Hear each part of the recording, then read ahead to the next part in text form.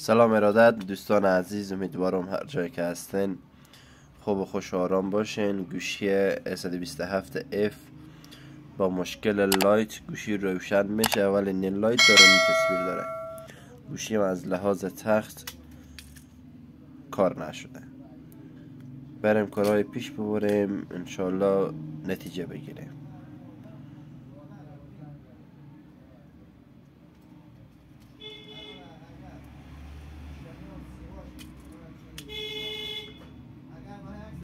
اتمام گوشی A127F A12 که به مشکل لایت و تصویر آمده بود که اول گرفتیم کانکتور LCD تعویض کردیم به خاطری که ضربه شدید خورده بود و مشکل گوشی باز هم برطرف نشده بود و در قسمت IC لایت شیلد برداشتیم و میبینیم که خازن IC لایت و سلف به مشکل خورده بودن که با ایبیابی و تعویض اینها توانست مشکل گوشی برطرف کنیم و با حفظ اطلاعات گوشی بالا بیاریم.